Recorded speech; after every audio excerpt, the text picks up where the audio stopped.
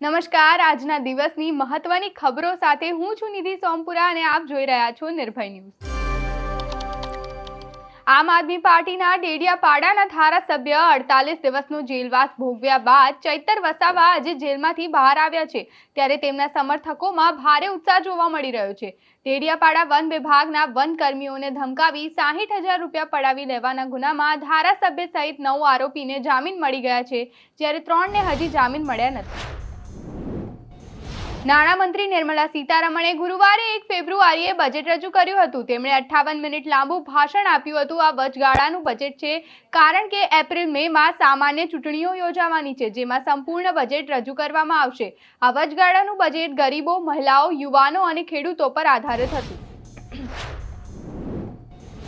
વિવાદોમાં રહેલા જૂનાગઢ તોડકાંડ મામલે ગુજરાત એટીએસની ટીમે પીઆઈ તરલ ભટ્ટના અમદાવાદ સ્થિત શિવમ રેસિડેન્સીમાં આવેલા ઘરમાં દરોડા પાડ્યા હતા। તરલ ભટ્ટે માધુપુરામાં ઝડપાયેલા ક્રિકેટ સટ્ટાકાંડમાં વિવાદિત ભૂમિકા ભજવી હતી અને હવે જૂનાગઢમાં પણ થયેલા તોડકાંડમાં તેમનું નામ સામેલ છે। નાણામંત્રી નિર્મલા સીતારમણ આજે વચગાળાનું બજેટ રજૂ કર્યું હતું, જેમાં ઘણી મોટી જાહેરાત કરવામાં આવી હતી। આ વખતના બજેટમાં સરકારે ઇન્કમ ટેક્સમાં સામાન્ય માણસને કોઈ રાહત આપી નથી। આ સિવાય 40,000 ટ્રેનના ડબ્બાને વંદે ભારતમાં બદલવામાં આવશે અને સોલર રૂફટોપ યોજનાથી 1 કરોડ પરિવારને દર મહિને 300 યુનિટ ફ્રી વીજળી મળશે। 31 જાન્યુઆરીએ વારાણસી કોર્ટે જ્ઞાનવાપીના વ્યાસ ભોયરામાં હવે પૂજા કરી શકાશે તેવો ચુકાદો આપ્યો છે, ત્યારે 31 વર્ષ બાદ બુધવારના જ દિવસે મોડી રાત્રે 11 કલાકે જ્ઞાનવાપીના ભોયરામાં મૂર્તિઓની સ્થાપના અને પૂજા કરવામાં આવી હતી। આ દરમિયાન ડીએમ અને પોલીસ કમિશનર હાજર રહ્યા હતા। લોકસભા ચૂંટણી પહેલા ગુજરાતમાં મામલતદાર, આઈએએસ, પીએસઆઈ, પીઆઈ બાદ હવે મોટા પાયે આઈપીએસ અધિકારીઓની ગમે તે ઘડીએ બદલી થશે। આજે જ સરકારે સવારે 594 પીએસઆઈની બદલીનો ઓર્ડર કર્યો હતો, જેની ગણતરીની મિનિટોમાં 232 પીઆઈની બદલીઓ કરવામાં આવી હતી।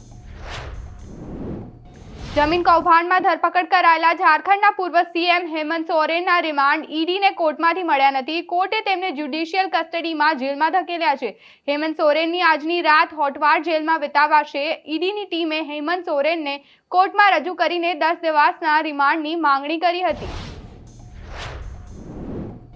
ગુજરાતમાં હવામાનની આગાહીની ઉલટી જ અસર જોવા મળી છે। દ્વારકાના વાતાવરણમાં એકાએક પલટો આવ્યો હતો। ભાટિયા દ્વારકા હાઈવે વચ્ચે માવઠાની અસર જોવા મળી હતી।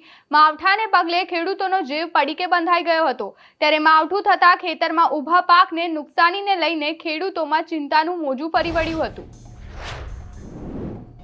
અમદાવાદ શહેરમાં ખાડાના કારણે અનેક અકસ્માતો થતા હોય છે, ત્યારે અમદાવાદના મકરબા પાસે ખાડાના કારણે અકસ્માત સર્જાયો હતો, જેને લઈને અમદાવાદ મ્યુનિસિપલ કોર્પોરેશન દ્વારા ખોદવામાં આવેલા ખાડાના કારણે થયેલા અકસ્માત મામલે કોન્ટ્રાક્ટર આરકેસી ઇન્ફ્રાબિલ્ડ પ્રાઇવેટ લિમિટેડ કંપનીના પ્રોજેક્ટ મેનેજર અને સાઇટ સુપરવાઇઝર સહિતના કર્મચારીઓ સામે પોલીસ ફરિયાદ નોંધવામાં આવી છે।